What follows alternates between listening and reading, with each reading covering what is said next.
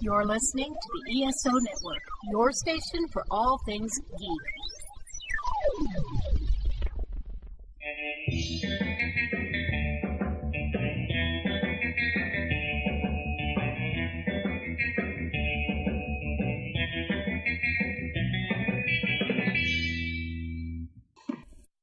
Hey guys, so ends the saga of Michael Eisner with Disremembered Part 6. So this is of course a very weird, different kind of thing than we've done before, so let us know what you think about it. Daniel and I are working on potentially some other ideas if you really enjoyed it. Also, check this feed this weekend. I might add another episode or re-release something in honor of a recent movie. Yeah, I'll leave it at that in case I don't do it. And then finally, if you're interested in seeing Cineprov, we are performing Red Dawn the first Thursday of June, which is the 6th. I will not be in the performance, but I will be there to hang out and see you guys and enjoy Red Dawn with one of my favorites, Patrick Swayze. Thanks. Oh, before I forget, please review, rate, enjoy, share. I know I haven't been doing as much social media lately because I've been busy as hell, but it really does make a difference on who sees this podcast. So, thanks, guys.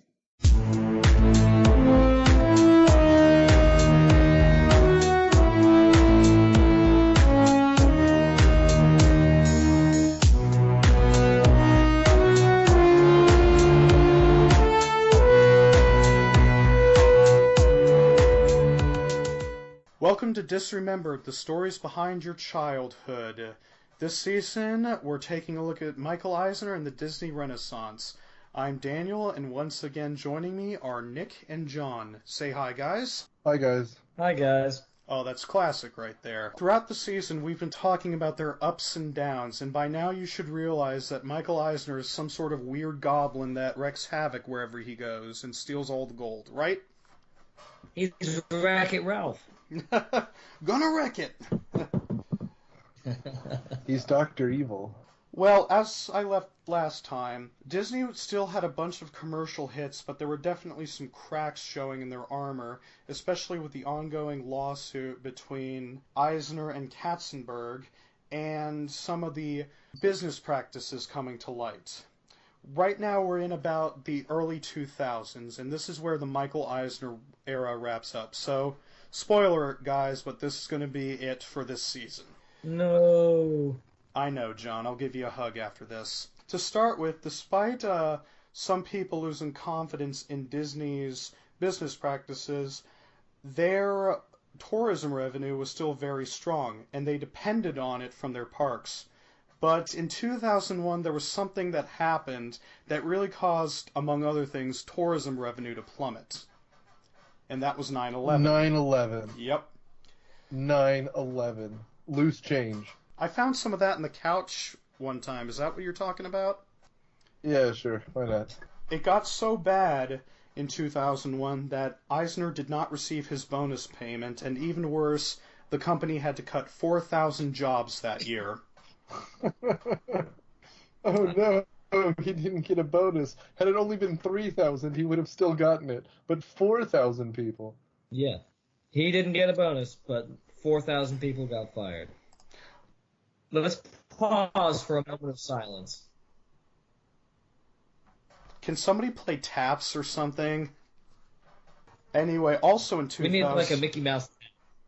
Also in 2001, Eisner bought Fox Family for $3 billion and renamed it ABC Family, which is now Freeform, which features shows starring Kevin Bacon. Okay, probably not really. So, even in 2002, after the bad year that was 2001, there were already calls for Eisner to go. ABC was the third... You said $3 billion? $3 billion. With a B? With a B, yes, $3 billion. Wow. Okay.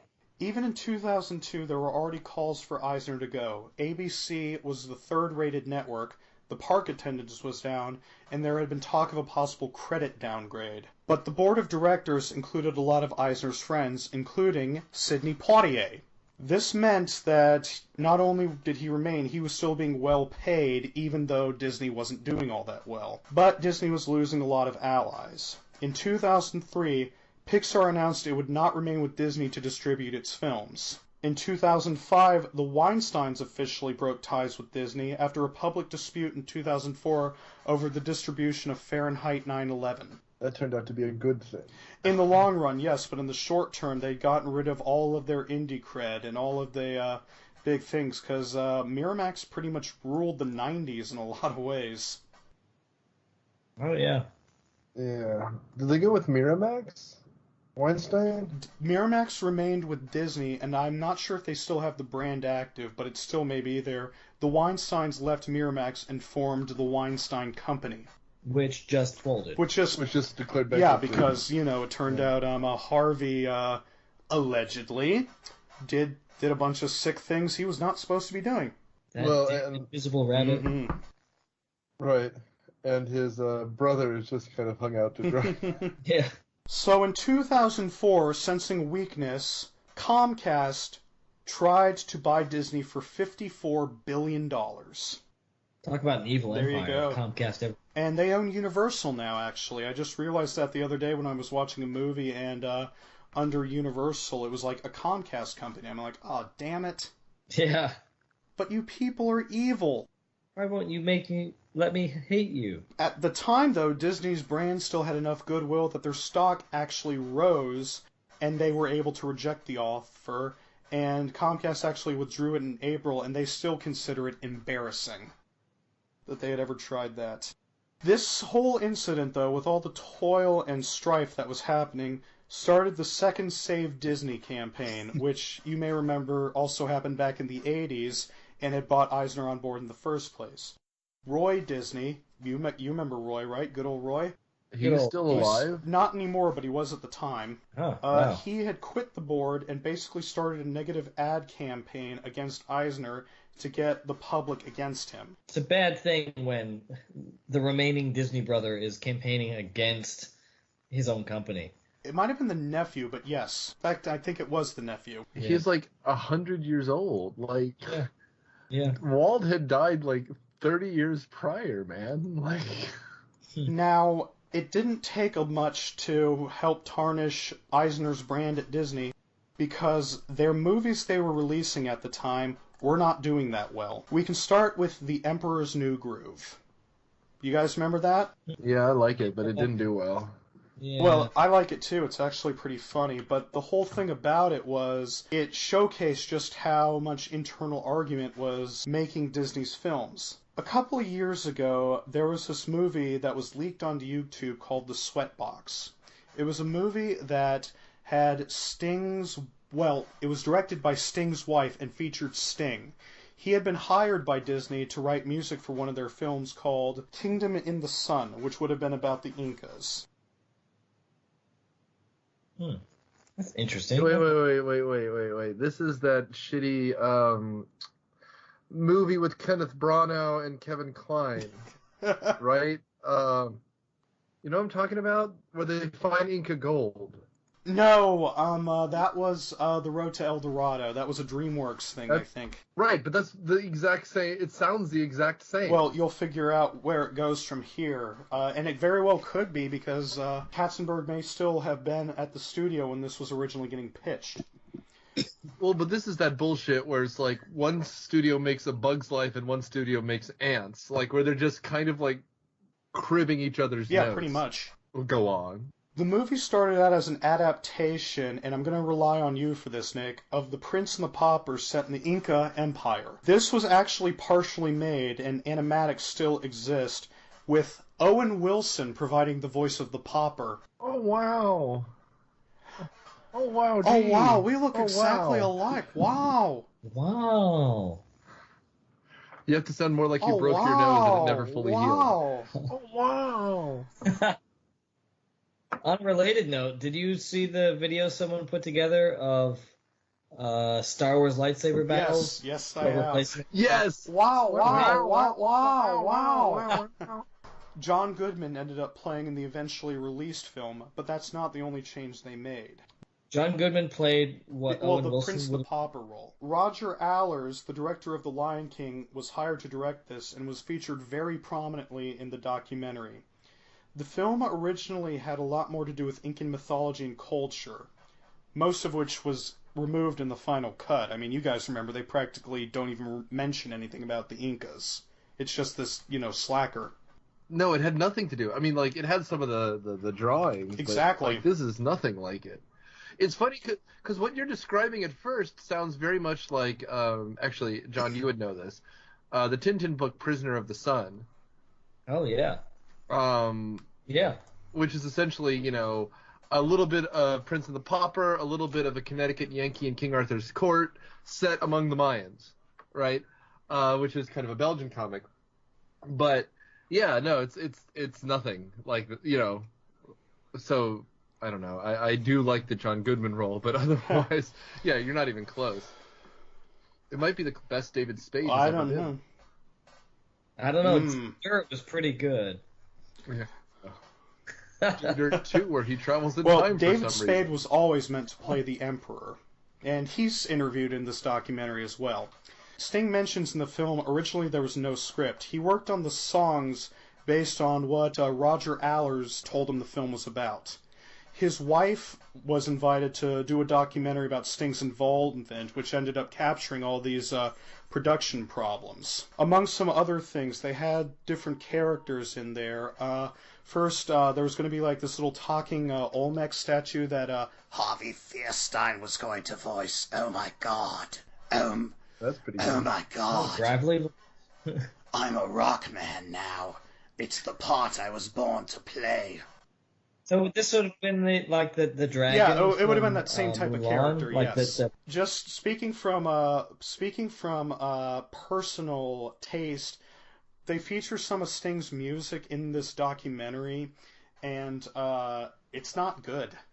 There's a bunch of weird songs, and some of them ended up on the soundtrack, which check that out if you can. But there's this like one little nursery rhyme about a llama that's in there, and then the only pretty much good thing that he wrote that didn't end up in the movie was Eartha Kitt's villain song. Eartha Kitt was the villain in that? Yep. Yeah. Really? She Yes. was the witch person.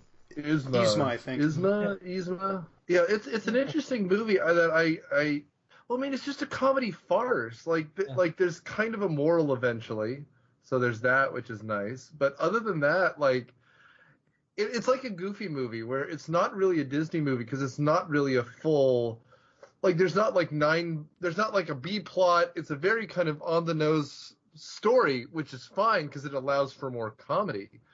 But to think that this was going to be a musical like every other Disney movie, and it would have been like funny. one of those epic fantasies too. I mean, the llama thing was always in there, but it was in a B plot, and the llama emperor eventually falls in love with this peasant llama keeper or something. The animatics were eventually screened for the heads of Disney feature animation in the Sweatbox, which is this unair conditioned room at Disney Studios where they do screeners like that. It's called the Sweatbox both because it doesn't have air conditioning and because you're sweating because you're so nervous about what the big bosses are going to think. It's a thing, right? They hated it and demanded massive changes. And in fact, in this documentary, there's this bit where one of the people involved in it is saying, "Oh man, they could tell us that they hate the whole Prince of the Pauper thing, and then we're going to be really screwed," which is what happened. What's wrong with the Prince and the Pauper? They didn't like it. They didn't think that it was working. And yet what they ended up with was even more cliched. Well, either way, characters ended up getting removed. Voice actors were fired, including Owen Wilson, which I would have loved to have been a fly on the wall when he got the pink slip. Yeah. Well, he's notorious for getting cut from projects, right? Wasn't he mostly cut from his own movie, He's Bottle Rockets? He's in that a good bit. No, not Bottle Rockets. Which Wes Anderson movie did he write? The Royal Tenenbaums? No. Yes, he was. He was that author. It's gonna drive me. No. That's not the one I'm thinking of, though. Yeah. He was the writer, the one who wrote the Custer book. Yeah. Rushmore, maybe. I forget now. I think he was mostly. Maybe it was Rushmore, but he was mostly cut out of his own movie. Anyway, Well, he's kind of notorious. Either way, for that he's gone happening, from too, this little which is- Disney movie. As was Harvey Fierstein. Oh my god, I've gotten a pink slip. Laura Pepron, whom you may remember from Orange is the New Black and That 70s Show. And Carla Gugino, she was... Gugino. Yes, her. Who's that? Oh, in the Watchmen movie, she was the first Silk Spectre. And most of Sting's music was removed as well, but he was still, he wasn't fired because they were still going to use some of his music. In fact, he's the guy who got the ending changed. You remember how it ends, where the whole thing is that he was going to build a mountain resort and destroy John Goodman's village in order to do it? Originally, the film was going to end with him building a theme park on a different mountain that was uninhabited, and he invited the peasant family over to share that moment. But when Sting found that out, he felt that what this signified was that the destruction of the rainforest was ultimately good and threatened to quit. Ooh. I thought they were going to build it on Splash Mountain. I think it's just a critique on them growing Disney World. Yeah, that sounds like a horrible ending. It does. I mean, it's kind of just a testament to the fact that they scraped this movie together out of anything. She's also in Spy Kids and Sin City. I don't know if that helps either. She was also in This Boy's Life, but that doesn't mean... She was also in Troop Beverly Hills. Yes, her. Yeah, Lucille. And she was, I think, the kid's mom in Spy Kids. Alright, yeah, that's her. That's correct. Hmm. Yeah. So, in terms of this actual documentary, Disney buried it, and it played in like one theater so it would qualify for the Oscars. And when it didn't get nominated, they refused to let the film be screened. In 2012, the work print was leaked onto YouTube and removed the next day, which I remember, that's how I got my copy of it. But it's now on archive.org if anybody ever wants to check it out. And the whole thing is... In my view, this documentary is actually an excellent showcase of the animators versus the executives. All the animators are just so excited to be working on this film, and Yzma's creator talks about being a child in England dreaming of working for Disney and how he'll be working on this character for 2.5 years. Also, for a Disney movie, this is rare, there are F-bombs in it. Really? As for The Emperor's New Groove, well, this is the documentary that they buried, so... As for The Emperor's New Groove, it grossed about $90 million in the US, but was a huge hit on DVD. Most of the other films at this time were huge bombs as well. You had Dinosaur, which I'm not sure if you guys remember, but that was supposed to be that photorealistic dinosaur movie. Yeah. It was garbage. The person that originally pitched that, by the way, back in the late 80s was Paul Verhoeven, the guy who directed RoboCop and Total Recall. It was supposed to be an imaginary nature documentary with no dialogue, but that eventually changed and became more of a standard Disney movie, but the idea of using that computer animation was Eisner's. So he saw what Pixar was doing, he's like, I can do that, but he couldn't. The movie didn't get good reviews and barely broke even in the US. I'm surprised it did that well. It was garbage. It really was awful. Treasure Planet was also released during this time, which we talked about before. That was the dream project that the makers of Hercules had agreed to wanted to do, and that's why they directed Hercules, so that their dream would get greenlit. It was the first film released simultaneously in normal theaters and IMAX, which power to Disney, that had never been done before. And it was actually very well received by critics, but it was a catastrophic bomb. Oh, and John, you may be interested in this. Treasure Planet was Patrick McGowan's final film role. Was it really? It was. I've never seen it. What did he play in it? I think he played the Billy Bones character, I want to say. Because that was basically Treasure Island in space. Yeah, he was right? Billy Bones in Treasure Planet. And yeah, it was Treasure Island in space. Neat. Figured you'd enjoy that. That's an unfortunate one to end your career on, but... Well, if it helps, what I like to think is just 2 years before he reprised the role of Number 6 on The Simpsons. I remember that episode, yeah. He invented the bottomless peanut bag. Also, Lilo and Stitch came out during this time, which is still fairly popular. Mm-hmm. And Home on the Range was for a while the last traditionally animated film, which is about cows. I don't think I've even heard of that one. It's garbage, too. It's the kind of thing that would be on in, like, a pediatrician's office and, like, you know, like, in the background that no one's watching because it's terrible. Kind of like Madagascar 3, which was running at the doctor's office for the past 4 times I went to the pediatrician in the past week. Or I got like to know that film very well. or like Trolls. Yeah. Like, it's just like these movies are nothing but like a warm blanket. Like, Now, the worst part of all this, arguably, was the fact. Well, hold on. What time period are we looking at here? These are the This mid is like 2000s? 2000 to 2005. And the Yeah, movie, okay. the Cow movie, was, I think, 2003. Yeah, because I think at this point, Disney kind of fell off my radar. I went through a period where I just didn't see any Disney movies until I think Toy Story. I think that was the first one I saw yeah. in a long time. Wait, Toy Story? Yeah. You mean like Toy Story... Toy Story 2? Oh, 3, Three? yeah. Yeah. Whatever the next one was at the end of like Yeah. 27. That was... yeah, no, I think I tuned back in after Wreck-It Ralph, which I think is very good. I can't believe they're making another Incredibles movie this long after.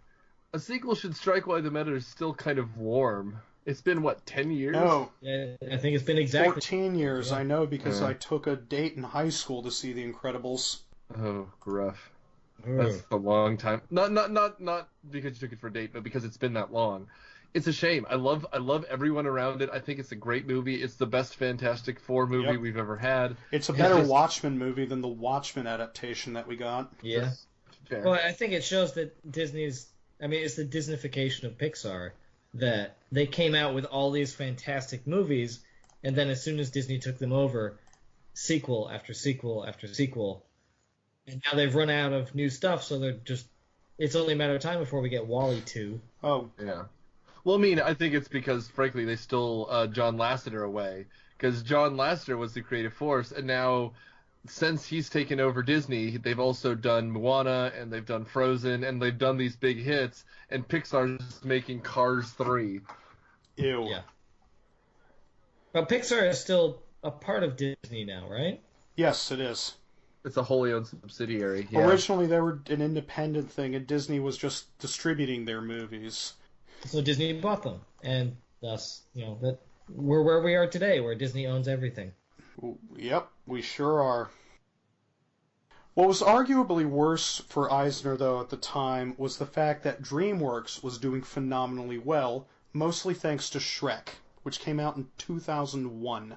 Now, most know about the development cycle. It had originally been a Chris Farley vehicle before he died, and then they hired Mike Myers.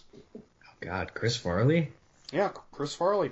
You can look it up online. Someone has synced the Automatic to his audio track, because he had effectively recorded everything. So I'm guessing somehow it just didn't work. Well, that was another thing where they had originally seen the work print. It was based on a children's book that was a lot different from the movie, and they had seen the work in progress and decided, no, this isn't funny. This isn't working. Yeah. It's a weird call because, well, for a lot of reasons. Mike Myers, of course, had to make him Scottish. Chris Farley was just kind of doing his normal blustery voice. Mm-hmm. And it's a weird, because you have to try really hard to not make Chris Farley funny, right? Like, so whatever. Well, like, literally, that's a huge whatever. Yeah. So anyway, they redid it, and the movie cost $60 million, and it grossed almost $485 million total. What was worse is that there were a lot of shots taken at Disney. The villain, Farquaad, which was meant to be Fuckwad, was modeled after Eisner. If you look at the two of them side by side, you'd be surprised how much they look alike. They do, down to the small penis joke. Yep. Yeah. So DreamWorks was riding high. They were outdoing Disney. And if I remember, it may have been this time or it may have been later on, but DreamWorks actually had more animators in studio than Disney did. And considering Disney was known for its animations, I remember people saying that was just a slap in the face to Disney, and that's how far they fell. Yeah, and further, like, while Pixar is technologically advanced, Disney was kind of seen as old-fashioned, and then, like you were alluding to, when they tried to do the new fashion stuff, it turned out to be a disaster with that dinosaurs movie. Yeah. And then, not only did DreamWorks win, like, that sounds like a joke, but I do think that Shrek won Academy Award for Best Animated Movie. It did. It was the first winner, I believe. Yeah.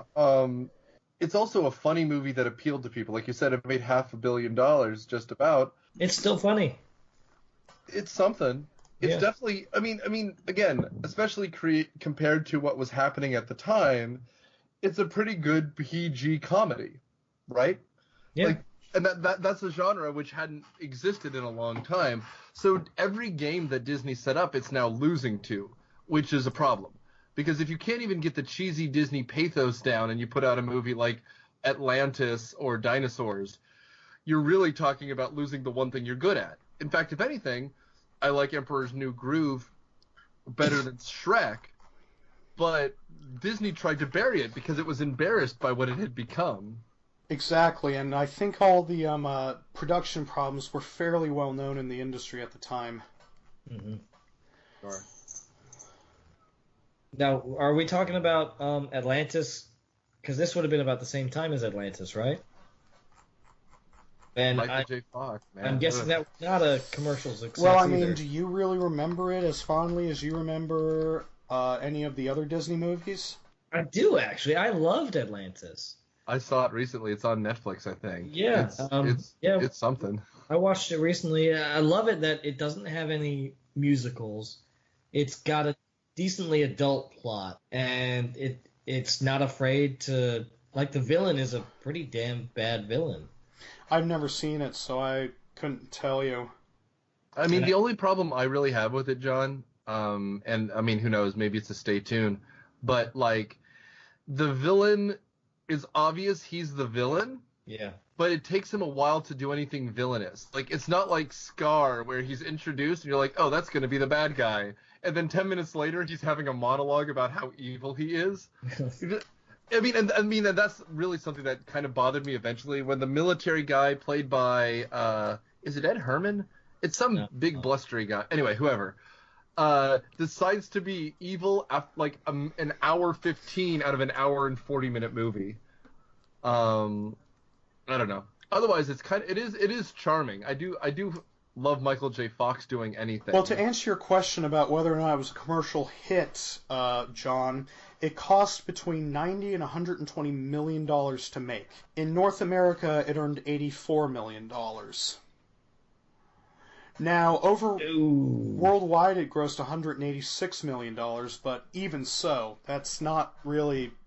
I mean, Shrek cost $60 million and made $485 million, so they... Yeah. And it was... James Garner was the bad guy. Yeah, that's He's got a good voice. He does. But yeah, I mean, I can see why it didn't do so well, because it wasn't Disney. But if you want to see a train wreck, see the sequel. I'd rather not. Oh, that's right! Oh my It goodness. was so bad. I couldn't even sit through it. It was so bad. The animation is even worse than, like, Saturday morning cartoon. It was like they spent $10 on some Korean kid to make a movie, and that was it. But no, it's funny you say that. Like, I know they make these sequels to make pennies on the dollar at this point because they have the character models, the voice actors, generally with the exception of Michael J. Fox and James Garner, it's a lot of voice actors and then nothing. Like the woman who played Pocahontas was an actress, but not like a known quantity really, right? You know, it's that kind of a thing. And so like recently I've been buying up Blu-rays and then kind of flipping them and just keeping the voodoo code so I can watch the cartoons with Naomi, and almost all of them come with a sequel, right? Mulan, Pocahontas, Little Mermaid now has like 2 sequels, and so like you buy the edition and then you just like get these other 2 almost movies for free, and it's really a shame, especially when the starting material isn't great. Like Pocahontas is fine, it's got some good tunes, but it's not a great film. And then you're like, oh, the sequel's even worse. Oh no. Yeah. Oh no. Well, one other thing about Atlantis, the production designer was, and I'm probably going to butcher his name because I've never heard it pronounced, Mike Mignola, Sure. the guy who created Hellboy. Oh shit. Okay. Well, I know that the actual Mm-hmm. the Atlantean language was made like it was a fully fleshed out language by Oh. the guy who made the Klingon language in Star Trek. So they brought him on to create a whole new language and writing stuff. I mean, that cost $25 million there, so. Yeah, right there, exactly. Also, it was Jim Varney's last performance. That's right. That's a shame. Ernest goes to his own funeral, I guess. Oh. Man, I tell you what, you wanted a voice of a guy who sounded like he had been smoking since birth. Like, it's him, it's Lunch Lady Doris, also dead. Like, those voices, man, those are great voices. Ugh, it's a shame. It had a good cast. It did. I mean, again, I love Michael J. Fox. It'll be a sad day when Harvey Fierstein goes. Who's going to sound like a cigarette smoker? Oh my god, but I'm immortal. I can never die. That's good. I think he just was born like that, too. I don't know. I assume he smoked, but it'd be great if he just had that voice as a toddler. I'm hungry. Oh god, that's actually starting to hurt. Even though, as I said, goodwill towards Disney increased after Comcast tried to buy them, that didn't save Eisner. He was removed as board chairman in 2004 after a vote by the Disney shareholders. He did remain as CEO, but, and here comes the violins, everyone, Eisner officially resigned from that position on September 30th, 2005. He had no gold watch ceremony. Oh. Bob Iger took over as CEO and still serves in that position as of 2018. Now, is that Michael Eisner with a mustache? Yeah. I don't think he'd be that creative. He just twirls it. Well, Yeah. I mean, Bob. Not Eisner. Oh. Eisner to Iger? Yeah, no, real creative there, buddy. Iger had already been a big deal at ABC for a while, and he was known in the company, so there you go. Eisner's son, I guess so. You showed Eisner's me. son Breck Eisner is now a director in his own right, who is most Brick. B as in boy, R-E-C-K. Brick. Brecken Eisner.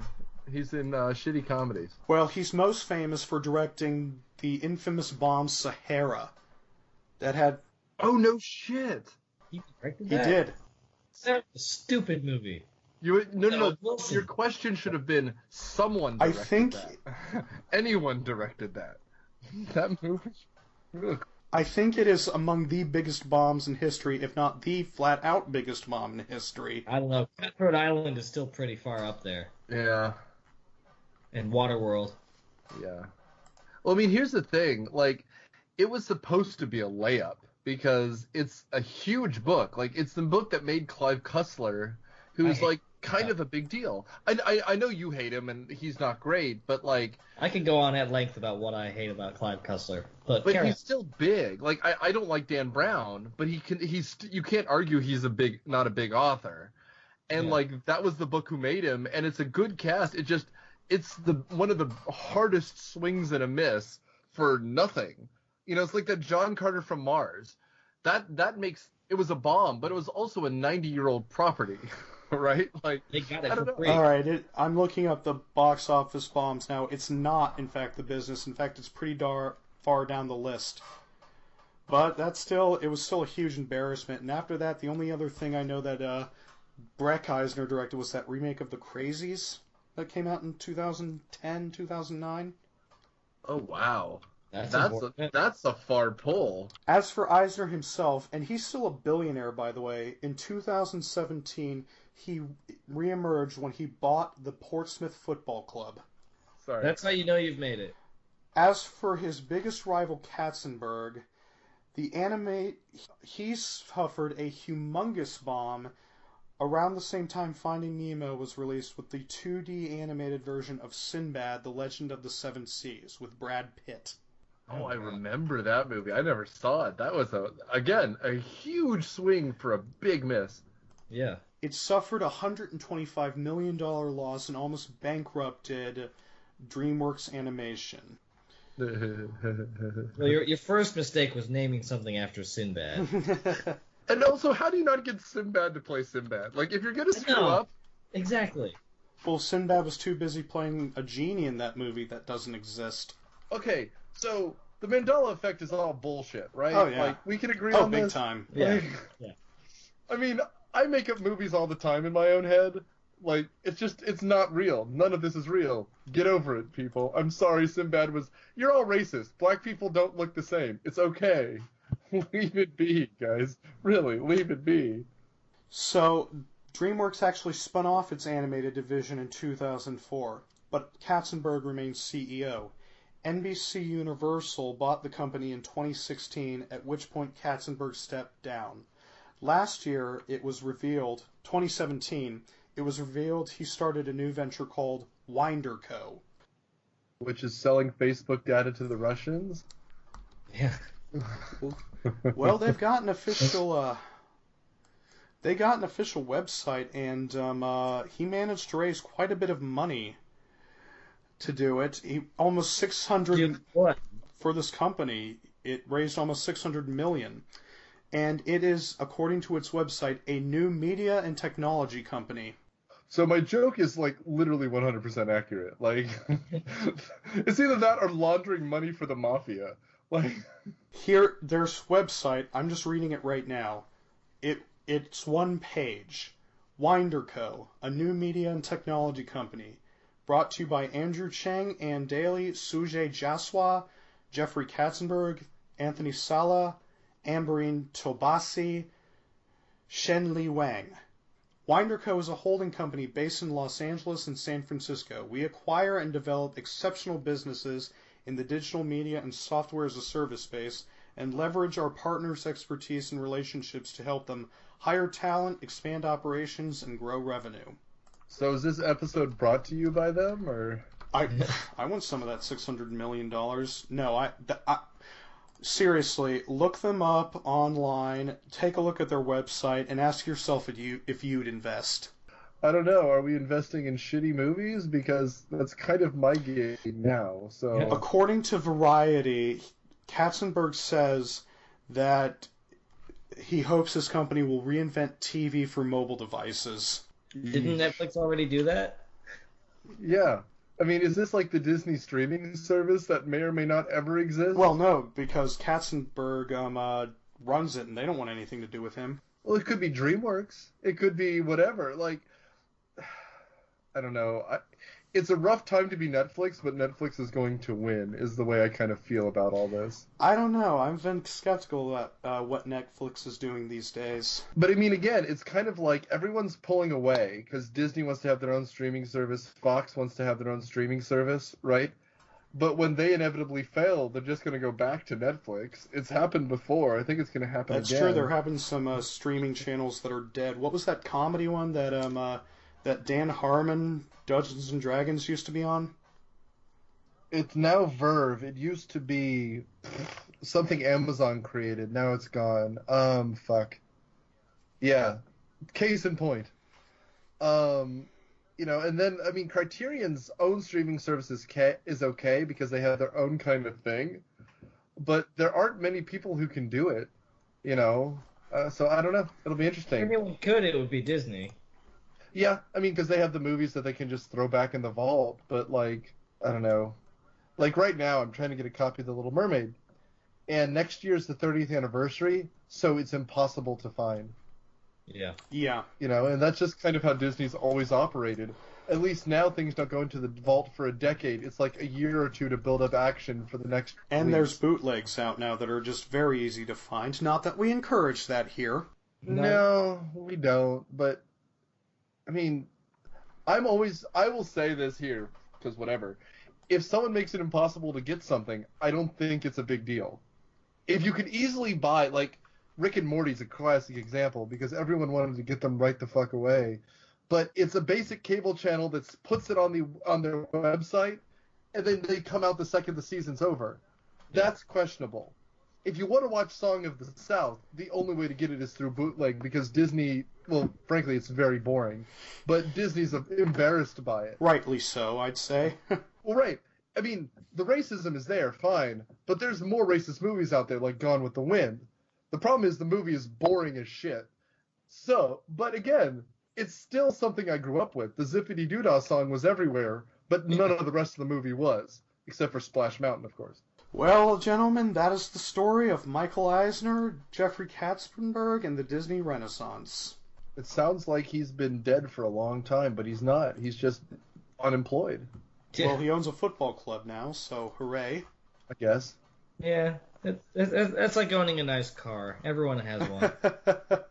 I mean, this is effectively, unless Jon and I go to a charming Sunday football match for Atlanta United, which we should, by the way. Yes. This is possibly the last time Jon and I will have to talk football positively without getting into fisticuffs, since in the first round of the World Cup, Belgium is playing England. Oh, boy. You mean England is beating Belgium? Whatever. Although, frankly, again, it doesn't really matter, because if we beat you or you beat us, it doesn't matter because it's just the opening rounds. You're right. And I'm pretty sure it's okay. As long as we beat the other guys, we're okay. Which we're expected to, actually. Yes. And when you guys are playing someone I don't care about, I do have an England kit from the last World Cup, so I will be wearing it. Good. Yeah. Yeah, Disney, man. Yeah. Yeah, exactly. Well, thank you, gentlemen, very much for joining me. Why don't we go around and plug what you've got, starting with you, Nick? Hi. I'm the host of Myopia Defend Your Childhood. Look it up. It's still there somewhere, I assume. And if you're in the Atlanta area, which I assume a lot of you are, check out Cineprov. We generally perform the first Thursday of the month, but as we get bigger, they move us occasionally to weekend days. So just, check Cineprov. We're on Facebook and cineprov.com. Cineprov. Thanks, guys. Thank you. John? All right, and I'm the host of Mission Briefing, the James Bond podcast. Anything and everything James Bond.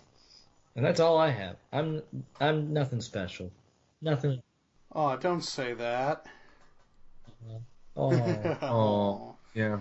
Well, thank you all very much for listening. We hope you've enjoyed hearing about the Disney Renaissance, and we hope you'll come back again as we tell a little bit more of the stories behind your childhood. Thanks, guys. Cool. See you guys later.